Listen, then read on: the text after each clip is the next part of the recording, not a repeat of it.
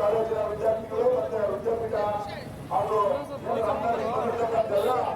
ಕಾಲೇಜಿನ ವಿದ್ಯಾರ್ಥಿಗಳು ಎಲ್ಲರೂ ಕೂಡ ಇಡೀ ದೇಶದಲ್ಲಿರ್ತಕ್ಕಂಥ 21 ಲಕ್ಷ ವಿದ್ಯಾರ್ಥಿಗಳು ಆಗಿರ್ತಕ್ಕಂಥ ಅನ್ಯಾಯವನ್ನ ಇವತ್ತು ನಿಮ್ಮ ಧ್ವನಿಗಳ ಮುಖಾಂತರ ಕೇಂದ್ರ ಸರ್ಕಾರಕ್ಕೆ ಏನು ನೀವು ಶಕ್ತಿ ಬಗ್ಗೆ ಕಾಲೇಜಿನ ವಿದ್ಯಾರ್ಥಿಗಳು ಮತ್ತೆ ಹೆಣ್ಮಕ್ಳು ಬೆಂಬಲ ಬಂದಿದ್ದೀರಿ. ತಮ್ಮೆಲ್ಲರಿಗೂ ಕೂಡ ಜಿಲ್ಲಾ ಯುವ ಕಾಂಗ್ರೆಸ್ ಸಮಿತಿ ಪರವಾಗಿ ಮತ್ತು ಜಿಲ್ಲಾ ಸ್ವಾಗತವನ್ನು ಕೊಟ್ಟ ಏನು ಇವತ್ತು ವಿದ್ಯಾರ್ಥಿಗಳ ಕೈಯಲ್ಲಿ ಬೇಕಾಗಿಲ್ಲ ಎಲ್ಲರೂ ಕೂಡ ಅದನ್ನ ರೈಸ್ ಮಾಡಬೇಕು. ಏನು ಇವತ್ತು ಹೆಣ್ಮಕ್ಳು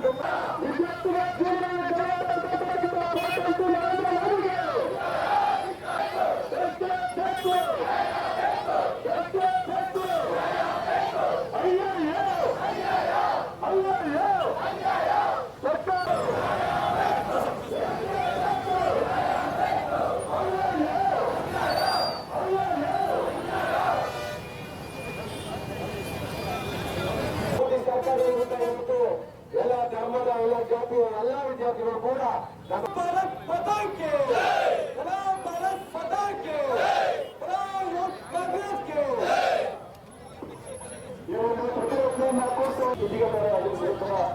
ರಾಜ್ಯ ಮಾಜಿ ಸ್ಮಾರಕವನ್ನು ವಹಿಸ್ತಾ 4 ಜನ ಸಾವಾಗೈತೆ. ಇವಾಗ ನೀಟಿಂದ ಬಡವ್ರ ಮಕ್ಕಳು ಸೀಟ್ ಸಿಗ್ತಾ ಇಲ್ಲ. ಮೊದಲು ನೀಟ್ ಎಕ್ಸಾಮ್ ಅನ್ನೋದೇ ಇರ್ಲಿಲ್ಲ. ಇವಾಗ ನೀಟ್ ಎಕ್ಸಾಮ್ ತಂದ್ರು ಆಯ್ತು ಓದ್ತಿದೀವಿ. ಆ ನೀಟ್ ಎಕ್ಸಾಮ್ ಬರ್ದಿದ್ದಕ್ಕೆ ನ್ಯಾಯ ಸಿಗ್ತಾ? 4 ಜನ ಸಾವೇನಕ್ಕಾಯ್ತು? Paper leak ಏನಕ್ಕಾಯ್ತು? ಅದನ್ನ ನೋಡ್ಕೋಬೇಕಿತ್ತು ಅವರು ಅಲ್ವಾ? ಎಕ್ಸಾಮ್ ನಾನು ಬರೀತೀನಿ. ನಾನು ನೆಕ್ಸ್ಟ್ ಎಕ್ಸಾಮ್ ಬರೆಯೋಳು. ನಾನು ಸೆಕೆಂಡ್ PU ಸೈನ್ಸ್ ಸ್ಟೂಡೆಂಟ್. ನನ್ನ ಹೆಸರು ಬಿಂದುಶ್ರೀ HK ಅಂತ. Expert PU college. ನಾನು ನೆಕ್ಸ್ಟ್ ನೀಟ್ ಎಕ್ಸಾಮ್ ಬರೀತೀನಿ. ನಮಗೂ ಇದೇ ತರ ಅನ್ಯಾಯ ಆದ್ರೆ ಯಾರು ಹೊಣೆ? ನನಗಾದ್ರೂ ಒಂದೇ, ಬೇರೆಯವ್ರಿಗಾದ್ರೂ ಒಂದೇ ತಾನೆ. ಬರೀತೀನಿ ನೆಕ್ಸ್ಟ್. ನಾನಾದ್ರೂ ಒಂದೇ, ಬೇರೆಯವರಾದ್ರೂ ಒಂದೇ ಅಲ್ವಾ?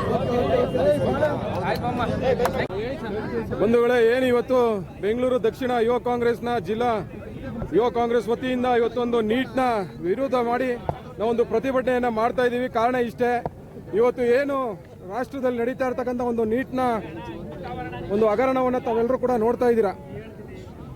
ಒಂದು ನೀಟ್ನ ಪೇಪರ್ನ ಲೀಕ್ ಮಾಡಿ ದಕ್ಷಿಣ ಭಾರತದ ಒಂದು ಸ್ಟೂಡೆಂಟ್ಸ್ಗಳಿಗೆ ಅನ್ಯಾಯ ಮಾಡುವಂಥ ಕೆಲಸವನ್ನು ಕೇಂದ್ರ ಸರ್ಕಾರ ಇವತ್ತು ಮೋದಿ ಸರ್ಕಾರ ಮಾಡಿದೆ. ಇಷ್ಟೆಲ್ಲ ಆದರೂ ಕೂಡ 4 ಜನ ವಿದ್ಯಾರ್ಥಿಗಳು ಸತ್ತರೂ ಕೂಡ ಆ ಸಾವಿಗೆ ಒಂದು ಬೆಲೆ ಇಲ್ಲ.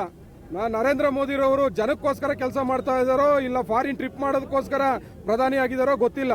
ಇಷ್ಟೆಲ್ಲ ತೊಂದರೆ ಆಗಿದೆ. ಇಷ್ಟಂತ 30 ಲಕ್ಷ ಯುವಕರುಗಳಿಗೆ ಸ್ಟೂಡೆಂಟ್ಸ್ಗಳಿಗೆ ಅನ್ಯಾಯ ಆಗಿದೆ. ಅವ್ರಿಗೆ ಒಂದು ಉತ್ತರ, ಒಂದು ಸಮಾಧಾನ ಮಾಡುವಂಥ ಒಂದು ಪ್ರೆಸ್ ಮೀಟ್ ಮಾಡುವಂಥ ಸೌಜನ್ಯನೂ ಕೂಡ ಒಬ್ಬ ಪ್ರಧಾನಿಗಿಲ್ಲ ಅಂತ ಹೇಳಿದ್ರೆ ಅವರು ಪ್ರಧಾನಿ ಆಗಲಿಕ್ಕೆ ಒಬ್ಬ ನ್ಯಾಯಾಲಯಕ್ಕೂ.